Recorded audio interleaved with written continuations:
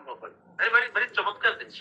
ପ୍ରୟୋଗବାଦୀ କବିତା ବୋଲି ଆମେ ଯାଉ, ପ୍ରୟୋଗବାଦୀ କବିତା ତ କାହିଁ କହୁଛି, ଚେତନାର ପ୍ରୟୋଗ ହେଲା ବୋଲି ପ୍ରୟୋଗବାଦୀ କବିତା। କବିତାର ଆତ୍ମିକ ଓ ଆଙ୍ଗିକରେ ପ୍ରୟୋଗ ହେଲା, ନୂଆ ନୂଆ କଥା ଆସେ। ଏଠି ବୀରରସ ନାହିଁ କି ମାର୍କ୍ସବାଦ ନାହିଁ, ଏଠି ଛନ୍ଦ ନାହିଁ, ଛନ୍ଦ ଭାଙ୍ଗିଗଲା, ମୁକ୍ତ ଛନ୍ଦ ଆସେ। ସ୍ଥିତିବାଦୀ ଚେତନା ଇଏ ଗୋଟେ ଭାରତୀୟ ସମାଜ ବ୍ୟବସ୍ଥା ପାଇଁ ଥିଲା ସମ୍ପୂର୍ଣ୍ଣ ନୂଆ। ସ୍ଥିତିବାଦୀ ଚେତନା ସବୁବେଳେ ମୁଁ କୁ ଗୁରୁତ୍ୱ ଦିଏ, ମୁଁ ଆଇ ଆମ୍, ଏକାଡ କହିଲେ ଆଇ ଆମ୍, ମୁଁ ଅଛି, ମୁଁ। ଆମେ ଥିଲା ଓଡିଆ କବିତାରେ 1947 ପୂର୍ବରୁ ଓଡିଆ କବିତାରେ ଆମେ ଥିଲା, 47 ପରେ ଆସିଲା ଆଇ, ନଟ୍ ୱି। ମୁଁ ତ ମୁଁ ସର୍ବଶ୍ରେଷ୍ଠ ସୁଖୀ, ମୁଁ ବିଳାସୀ, ମୁଁ ଉପଭୋଗୀ, ମୋ ଛଡା ଆଉ କାହାର ପ୍ରଶଂସା କଲେ ମୁଁ ଦୁଃଖ ହେଇଯିବ। ମୁଁ ସୁଖରେ ଥିଲି କିନ୍ତୁ ମୋଠୁ ଆଉ ଗୋଟେ ସୁଖୀ ଲୋକ ଆସିଗଲା ପରେ ମୁଁ ଦୁଃଖିତ ହେଇଗଲି। ମୁଁ ଜ୍ଞାନୀ ଥିଲି, ମୋଠୁ ଆଉ ଗୋଟେ ଜ୍ଞାନୀ ଆସିଗଲା ପରେ ମୁଁ ମୂର୍ଖ ହେଇଗଲି। ମୁଁ ହିଁ ରହିବି, ଆଉ ଏକ ପୃଥିବୀରେ ମୋଠୁ କେହି ପ୍ରଥମ ହେଇ ରହିପାରିବେ ନାହିଁ। ଏଇ ଯୋଉ ମାନସିକ ଦାରିଦ୍ରତା ଆସିଲା, ମୁଁ ଓଡିଆ କବିତାକୁ ସ୍ଥିତିବାଦୀ ଚେତନା ମାଧ୍ୟମରେ, ଦେଖନ୍ତୁ ପିଲା, ଓଡିଆ କବିତା ସମଗ୍ରକୁ ନେଇଥିଲା, ଭାରତକୁ ନେଇଥିଲା, ଓଡିଶାକୁ ନେଇଥିଲା, ଆମେ ହଉଥିଲେ। କିନ୍ତୁ ମୁଁ ଆସିଗଲା ପରେ ଲକ୍ଷ୍ୟ କରିବେ, ଓଡିଆ କବିତା ମୁଁ ଆଉ ତୁମେ ଭିତରେ ସୀମାବଦ୍ଧ ହେ। ମୋର ତୁମେ ନୀଳ ପାଇଁ ରଙ୍ଗର, ମୁଁ ନୁହେଁ ଧୂପର ହିର, ଗାର୍ଲ ସ୍କୁଲ ଚୁମ୍ବନ ବା ଚମ୍ପୁର ନାୟକ, ଚାରୁକଳା ଅଭାବ ମଠାରେ। କବିତା ଆରମ୍ଭ ହେଲା ମୋର ଆଇ, ମୁଁ କିଏ, ମୁଁ ଡ୍ୟାସ୍ ଡ୍ୟାସ୍ ଡ୍ୟାସ୍। ଅନେକ କବିତା ଉଚ୍ଚାରଣ କଲେ ମୁଁ ତୁମେ, ମୁଁ ତୁମେ, ମୁଁ ତୁମେ, ଏତେ କବିତା। ମୁଁ ଲେଖୁଛି ତୁମ ପାଇଁ, ତୁମେ ମୋର, ମୁଁ ତୁମର। ଏବଂ ସବୁଠୁ ବଡ କଥା ହେଲା ମୁଁ ଯୁକ୍ତ ତୁମେ, ଯୋଉ ଆମେ, ମୁଁ ଯୁକ୍ତ ତୁମେ ଆମେ। ଗୁରୁପ୍ରସାଦ ମହାନ୍ତିଙ୍କ କବିତାରେ ମୁଁ ଏବଂ ମୁଁ ପରେ ତୁମେ ମିଶିଯିବ, ଆମେ ପ୍ରିୟ ବାନ୍ଧବୀ, ଆମେ ଶରଦତ୍ତରେ ଜନ, ଆମେ ନିହିତ ଗୋଧୂଳି, ଆମେ କପତ କପତି, ଆମେ। ଗୋଟେ ଆଶ୍ଚର୍ଯ୍ୟ କଥା ଗୁରୁ ଲେଖିଛି ନୂତନ କବିତାରେ 1995 ମସିହା। ମୁଁ ଆଉ ତୁମେ ମିଶିକିରି ଆମେ, ଆଉ କିଛି ନାହିଁ, ଆମେ। ଏଇ ଆମେଟା ପୁଣି ଏତେ ମାରାତ୍ମକ, ଏଇ ଆମେ ଭିତରେ ମୁଁ ଆଉ ତୁମେ, ଇଏ ପୁଣି ପରସ୍ପର ଅଲଗା ହେଇ M plus F, mail plus female, H plus H କହିପାରିବା, ହିରୋ ଆଉ ହିରୋଇନ୍। ଏଇ ଏଚ୍ ପରସ୍ପର ଅଲଗା ହେଇକିରି ଏକାଠି ଥିବା ସତ୍ତ୍ୱେ, ଉଭୟ ଆଲିଙ୍ଗନରେ ଥିବା ସତ୍ତ୍ୱେ ପରସ୍ପର ଅଲଗା ହେଇକିରି ନିଜର ସ୍ଥିତି ମାପିବାରେ ବ୍ୟସ୍ତ, ନିଜର ସ୍ଥିତି ମାପିବାରେ ବ୍ୟସ୍ତ। ନାୟକ କହୁଛି ମୁଁ ନାୟିକାଟାକୁ ନିର୍ଣ୍ଣ ହେଇଯାଉନି ତ, କମ ହେଇଯାଉନି ତ। ନାୟିକା କହୁଛି ମୁଁ ନାୟକ ପାଖରେ ସମ୍ପୂର୍ଣ୍ଣ ସମର୍ପିତ ହେଇଯାଉନି। ଉଭୟ ଅଲଗା ହୋଇ ପରସ୍ପରର ସ୍ଥିତି ମାପିବାରେ ବ୍ୟସ୍ତ। ଏ ଗୋଟେ ଭୟଙ୍କର ଉପଲବ୍ଧି। ଓଡିଆ ସାହିତ୍ୟରେ 47 ପୂର୍ବରୁ ଏ କଥା ନଥିଲା। ଧର୍ମପଦ ଜୀବନ ଦଉଥିଲା, ବାଜିରାଉତ ଜୀବନ ଦଉଥିଲା, ରାନୀ କୁହନ୍ତା ଜୀବନ ଦଉଥିଲା, ବରଜ ସାନ ଭାଇ ଛକଡ଼ି ପାଇଁ ଛାଡି ପଳଉଥିଲା। ଲୁହାର ମଣିଷ, ଆଜିର ମଣିଷ, ପରଜା ଚାଷ କରିବା ପାଇଁ, ମାନିଆ ଜାନି ଭଲ ପାଇବା ପାଇଁ କାଜୋଡିକି କେମିତି ବର୍ବାଦ ହେଇଯାଉଥିଲା, ଗତି ହେଇଗଲା ପ୍ରେମ ପାଇଁ, ଲୁହ ଲୁହ ଲୁହ। କିନ୍ତୁ 47 ପରେ ଆମେ ଦେଖୁଛେ ଲୁହ ନାହିଁ, ମୁଁ ଆଉ ତୁମେ। ଏଇ ମୁଁ ତୁମେ ସମୀକରଣ ଭିତରେ ପୁଣି ପାଠକ ଦେଖୁଛି, କବି କହୁଛି ମୁଁ ତୁମେ ତୁମେ। ଗୋଟେ ନିବିଡ଼ ଶୂନ୍ୟତା, ଶବ୍ଦଟି ମୁଁ ଜାଣି ଶୁଣି ବ୍ୟବହାର କରୁଛି, ଗୋଟେ ନିବିଡ଼ ଶୂନ୍ୟତା, ଆଲିଙ୍ଗନ ଭିତରେ ଯେସବୁ ଶୂନ୍ୟତା ଅଛି।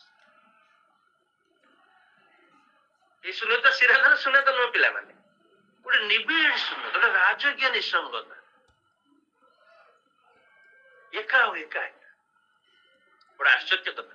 ଆମେ ମୁଁ ତୁମେ, ଆମେ ପୁଣି ନିଃସଙ୍ଗ, ଏକା। ତାର କାରଣ ହଉଛି କବିତାର ମୂଳ ମଞ୍ଜଟା ହଉଛି ଉପଭୋଗ। ସ୍ଥିତିବାଦ କହିଲେ ଉପଭୋଗ, ବିଳାସ, ଆନନ୍ଦ, ରିଲାକ୍ସ, ଉପଭୋଗ। ଉପଭୋଗ ସେ କରିବ,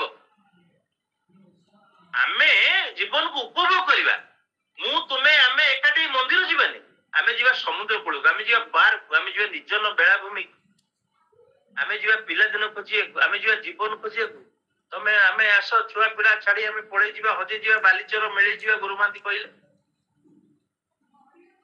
कविंकर देखा प्रतिमा नायक बहुत दिन पर मु तुम्हें अलका सानेल मु तुमको देखा आज तुम्हें दियो ब्लाउज रो बुताम चा देखो तुम्हें दियो सेमिजर गरम पानी रे तुम्हें पुणी उठी आसी आस्ते पाखे बस जोता स्ट्राप धीरे धीरे खोलो पवन तुमको जे देबे निये बाली रो साउंड रे मु तुमको स्वप्न देखे मु मु मु मु मु एटा विद्यार्थी माने लक्ष्य करिया उचित कवितार को भलिया ट्रेंड डेवलप होची मु आ तुमे एवं ए मु आ तुमे आमे हबार एकमात्र कारण होची धर्म और जीवन में पुण्य और जीवन में जीवन को उपभोग करिला जीवन को विलास व्यंजन भितर उन्मादित भाव विलास एंजॉय फल ओडिया कवितार स्थितिवादी चेतनार प्रवेश चेतना सीना पड़े आसब भूमिटा तो ओडिशार ना ओईता पकई पाप केन करिवो ओईता पकई केन पाप ओडिशा माटी रे ठिया गोटे रक्षणशील माटी जोटी स्वाधीनता पाइबार 10 दिन मासे पर गाँ गहली रे खबर पहुंचला जे देश स्वाधीन हला आमे स्कूल ले पाठ पढले समाज खबर कागज डाकेरे आसुतला एवं 5-7 दिन पर कागज आसिक पहुंचुला से घटना घटी सरी खबर कागज खबर बारी पहुंचुला आम तो 2 किलोमीटर दूर पोस्ट ऑफिस नहीं गाँव को जाऊँ सार खबर कागज आस आधुनिकता ओडिशा एया थिला ओडिशार गाँ गहली 80-85 मसीह ये आधुनिकता ताजा खबर पहुंचा 10 दिन लगुला राजधानी कटक सहर ओडिशार गाँ को 50-60-70-80 किलोमीटर दूर दुर्गाधीनता आसो ये भूमि तो से तेणु ओडिशा रे स्थितिवादी चेतना पे स्पेस नथिला भूमि नथिला फल उपभोग सीना कलु ए उपभोग रु अर्जिल आम गोटे बड़ जिनस जहाँ ना हूँ पापबोध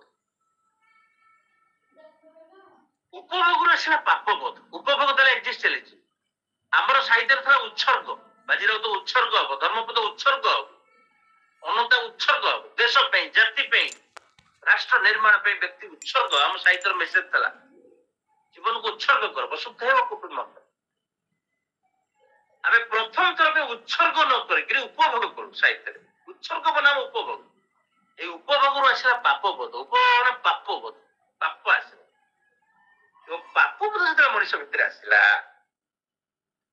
मनुष्य केड़े भय आपण बुझीपारे रमाकांत रथाकर संदिग्ध मुर्गिया 1971 गोटे उदाहरण देले रमाकांत लिखते बढ़िया कथा समय कृपण केड़े मना करदेला आउ एक चंद्रपक्ष राति मो देह को कोइलीर तंटी चिपी देला ता मते गोटे गीत ही खूब जीवन अर्थ बुझिया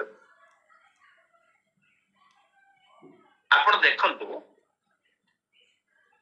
कवि कहते समय भारी कृपण से मना करदे ए रमाकांत थे तो गोटे गीत शुणु थे तो बाहु दाम्पत्य जीवन अच्छु पुणी कोईली आंबडल कहीं अनौचु पुणी कहीं कोईलीर गीत शुणा चाहूँ कोईलीर तंटी से जीवन ना आउ कोईली गीत तू शुणी पार जो कोईली रखीचु तारी गीत शुण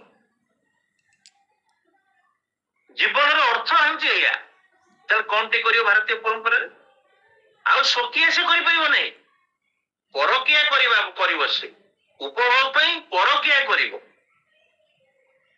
परकिया भितर सृष्टि हम पापबोध आप पापबोधर चमत्कार कविता आज सुखदेव जना सौभाग मिश्र अनुभव अच्छी पापबोध सुखदेव जना कौच सुखदेव जना पुरी गोटे सुना व्यवसायी साक्षी गोपाल गोटे विधवा ब्राह्मणी सहित तार संपर्क से कौच मु भाविली पत्नी आगे प्रियतम पाप खोलीदेवा भल यज्ञ नड़िया पड़िया पर से हुए तो बांधिदेवे मो हाथ में डेउरिया मु जानी क्यों बास्ना आसे को विधवार उष्म झाड़ को अलैच लवंग दीप